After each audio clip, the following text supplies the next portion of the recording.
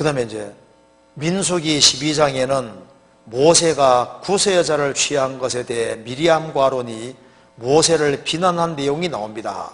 그런데 미리암에게만 문둥병이 바라고 아론에게는 문둥병이 바라지 않은 이유도 궁금합니다. 민수기 12장 봅시다.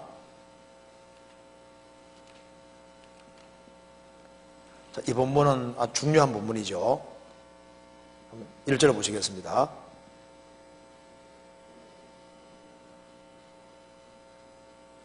모세가 구스 여자를 취하였더니 구스 여자를 취하였으므로 미리암과 아론이 모세를 비방하니라. 그들이 이르되 여호와께서 모세와만 말씀하셨느냐 우리와도 말씀하지 아니하셨느냐 하매 여호와께서 이 말을 들으셨도다. 이 사람 모세는 온유함이 지면의 모든 사람보다 승하더라. 5절 여호와께서 구름 기둥 가운데서 강림하사 장막문에 서시고 아론과 미리암을 부르시는지라. 그 두 사람이 나아가며 이르시되 내 말을 들으라. 너희 중에 선지자가 있으면 나 여호와가 이상으로 나를 그에게 알리기도 하고 꿈으로 그와 말하기도 하거니와 내 종 모세와는 그렇지 아니하니 그는 나의 온 집에 충성됨이니라. 그와는 내가 대면하여 명백히 말하고 은밀한 말로 아니하게 하며 또 그는 또 여호와의 형상을 보겠거늘 너희가 어찌하여 내 종 모세의 비방하기를 두려워 아니하느냐. 여호와께서 그들을 향하여 진노하시고 떠나심에 구름이 장막 위에서 떠나갔고 미리암은 문둥병이 들려 눈과 같더라. 아론이 미리암을 본즉 문둥병이 들었는지라. 이 말씀에서요, 모세가 구스 여인을 취한 것에 대해서 미리암과 아론이 비방했다. 성경이 말씀하기를 이 사람 모세는 온유함이 지면의 모든 사람보다 성하더라. 모세가 좀 과격한 사람이었습니다. 욱하고 그냥 애집 사람 죽이기도 했잖아요. 근데 왜 이렇게 온유하게 됐을까요? 40년 동안 양치는 생활을 해가지고 양같이 아주 사람이 아주 온순하게 바뀐 거예요. 온유하게 바뀐 겁니다. 대체로 짐승하고 오래 있는 사람은 대체로 온유합니다. 그런 거 있어요. 짐승을 키우는 사람들은 마음이 좀 그런 게 좀 있습니다. 모세는 40년 동안 양하고 살아서 아주 온유하게 바뀐 겁니다. 그렇죠? 그 온유함이 온 지면의 모든 사람보다 성하더라. 그런데 왜 여기에 미리암과 아론이 이제 모세를 비방했냐 하면은 미리암은 모세 누나잖아요. 모세 누나고 하나님의 구원 역사에 미리암도 쓰임을 받았습니다. 그러니까 이 성경에서도 미리암이 중요한 역할을 하고 있는데 미리암이 여자 선지자라고 성경에 나오잖아요. 출애굽기 15장 21, 21절에 모세 누이 미리암이 선지자라고 했습니다. 찾아볼까요? 잠깐 찾아봅시다.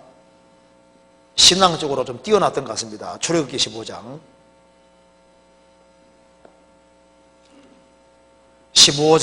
20절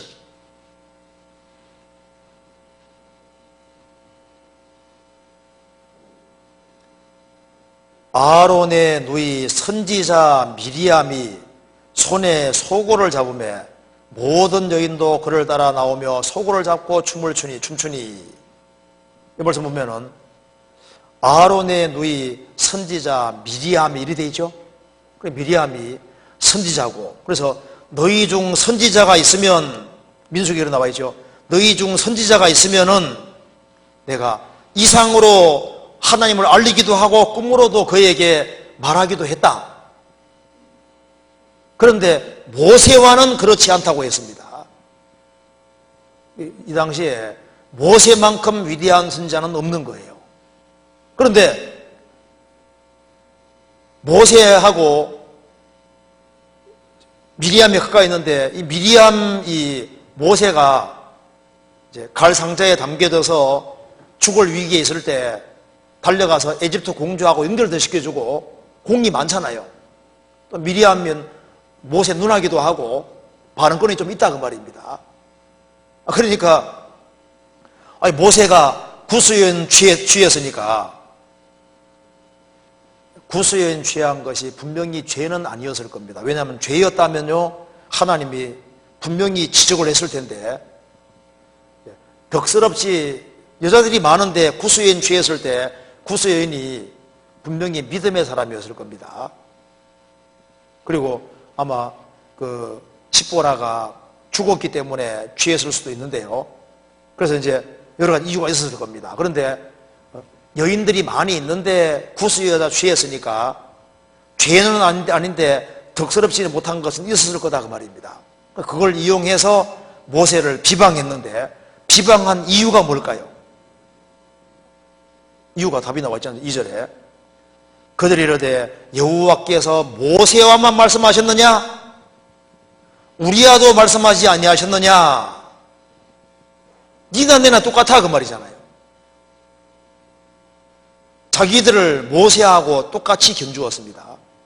그러니까 시기 때문에 모세만 존경받는 것처럼 보이니까 우리는 뭐냐 그 말입니다. 그러니까 모세가 높임을 받는 것처럼 보이고 자기들은 두각을 못 나타낸다 생각하니까 시기질투가 있는 거예요. 그래서 이제 모세를 깎아내리려고 모세를 비방했다 그 말입니다. 그러니까 이 바탕에는 뭐가 있는 겁니까? 시기, 질투가 있는 거예요. 내 동생인데 아론은 형이고 미리암은 누나인데 하나님이 모세와 말씀했느냐? 우리와도 말씀하고 하지 않았느냐? 니나 내나 무슨 별 차이가 있냐? 교만해진 겁니다. 이제 그래서 이제 하나님 이제 혼이 나죠. 하나님 누굴 꾸짖으냐 하면은 모세를 꾸짖은 게 아니잖아요. 그럼 왜 하나님께서 이걸 아주 음하게 되었냐 하면은 미리암과 이 아론이요 모세를 대적해서 모세 권위를 실추시키면 어떻게 되는 겁니까? 시키면 이스라엘 백성들 전체에 문제가 생기게 되는 거예요. 그렇지 않습니까? 가장 앞에서 주의를 하고 있는 모세를 비방해서 모세 권위를 실추시키고 모세에게 흠집을 내면은 따라가는 모든 사람을 다 망하게 만드는 거예요. 엄청난 큰 죄를 짓는 겁니다. 그래서 모세를 비방하고 권위를 도전함으로 하나님이 모세 중심으로 해서 하나님의 일을 하고 계신데, 모세가 하나님 앞에 잘못했을 때에는 하나님께서 모세를 가나안 땅 못 들어가게 막았잖아요. 그런데 이것은 모세가 하나님 일을 하는데 근본적인 문제가 되는 게 아닌데 그걸 딱 가지고서 물고 늘어진 거예요. 그래서 하나님께서 모세 개인을 흠집내는 게 문제가 아니라 모세 권위를 실추시킴으로써 이스라엘 백성들에게 아주 심각한 영향을 미치게 되는 겁니다. 그래서 하나님께서 미리암을 하나님께서 징계해서 문둥이 들게 하셨습니다. 그럼 왜 하필이면 미리암이냐? 이유가 있습니다. 거기에 보면은 12장 1절에 미리암과 아론이 모세를 비방하니라. 누가 더 앞장섰습니까? 누가 더 큰 문제입니까? 미리암이 이게 더 큰 문제인 거예요. 미리암이 이게 선동하고 부추긴 겁니다. 여자고 하니까 여자 취하는 요것에 아주 민감했던 것 같아요. 우리 동생이 그래 하면서 이제 막 해서 이제 아론하고 짜가지고 한바탕 하는데, 이제 아론은 그냥 군중 심리에 이제 있습니까? 딸려간 거고 미리암이야 나서서 이렇게 한 거예요. 그러니까 하나님께서 미리암에게 문을 내렸는데, 왜냐하면 원인이 어디에 있는 겁니까? 미리암에게 있는 거예요. 이것 때문에 7일 동안 무덤병에 내렸습니다. 그죠? 누가 웃는 사람이 있어가 저도 웃는 사람이 있어가 저도 웃느라고. 그래서 여기에 참 이것이 우리 신앙생활에서도 아주 중요한 문제가 있습니다. 이스라엘 속에 하나님이 주인으로 계셨지 않습니까? 모세도 쓰임받는 부분인데, 그래서 어떤 시기 질투 때문에 그 흠집을 낼 때 그게 얼마나 큰 죄가 되는지를 보여주고 있는 겁니다. 우리가 이 부분에 대해서 생각을 잘 할 필요가 있습니다. 우리가 이 교회 안에서